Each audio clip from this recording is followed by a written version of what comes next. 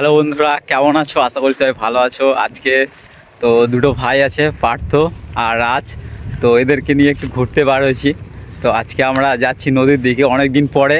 আর আজকে বেশ জোয়ার উঠেছে চারিদিকটা নদীটা, তো দেখাবো চলো। এই হচ্ছে সেই নদীটা। তো নদীতে জোয়ার উঠে পুরো ভরে গিয়েছে। এই সেই অসাধারণ ভিউ। একটা ভিডিওতে আপনাদেরকে বলেছিলাম যে 50 টাকার জন্য আমরা হেঁটেছিলাম এই পথটা দিয়ে।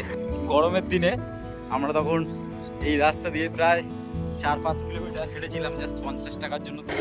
এখানে এই আমার এই ডান দিকে এটা দেখতে পাচ্ছেন, এই ওই যে জায়গাটি, এটা হচ্ছে কেওড়াতলা, মানে কেওড়াতলা অঞ্চল।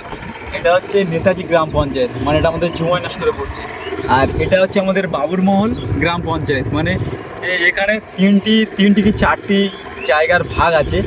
তার মাঝখানে এই জায়গাটি, আর এটা কিন্তু সুন্দরবনের লাস্ট আমাদের এখানে। এটা হচ্ছে কুলপি এরিয়ার মধ্যে পড়ে আমার ডান দিকটা, আর এটা হচ্ছে সুন্দরবন, মানে এটা হচ্ছে কাকদ্বীপ মানে ব্লকের লাস্ট জায়গা, এটা লাস্ট সীমানা। তো এই জায়গাটা মানে খুবই পপুলার জায়গা আমাদের এখানে আর মানুষদের কাছে। আর এটা হচ্ছে কুলপির শেষ। তো এই যে জায়গাটা মিলিত স্থান, তিনটে কি চারটে জায়গার। ওই জল আছে যেখানে, ওখানে যাবো। আর চলো,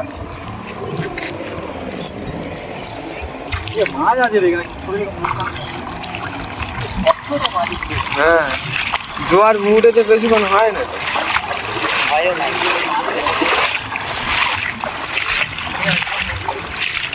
এই নদীটার সব থেকে একটা বিষয়, এই নদীটার চোড়া বেশি, নিজস্ব স্রোত কম, আর এর খালাও অনেক কম।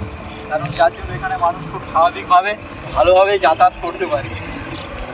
তো এই দিকটা দেখুন, এটা একদম বাবা কাজ আছে, গাছ। গাছ কাটাপালা সব ভিজে আসতে। তাই এদিক থেকে এদিকের ভিউটা দেখা একটু। এই আমার কোনো কিছু দেখেছে,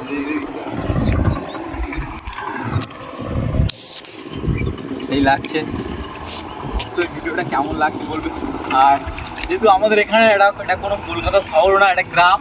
আর গ্রামের এই দৃশ্যটা কিন্তু সব জায়গায় এই পরিবেশটা দেখা যায় না, এটা আমি বলতে পারি ভালো করে।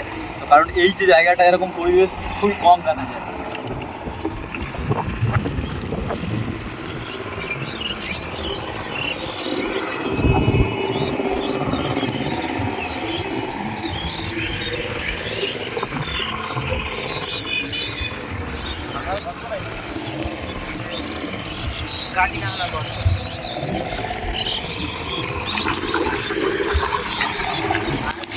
থাকো, ওইদিকে যেমন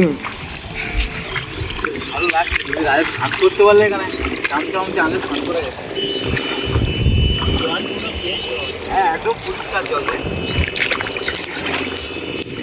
তো আমাদের ঘোরাফেরা মোটামুটি হলো।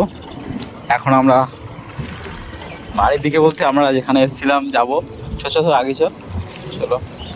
তো আমরা এখন এই রাস্তা দিয়ে আবার যেরকম এসেছিলাম সেই পথেই ফিরে যাব। তো উঠে যাচ্ছি আমরা এখন। তো এখানে সাবধানে হাঁটতে হয়, কারণ সত্যি দেখছি এখানে বিভিন্ন রকমের গাছ কাঁটা।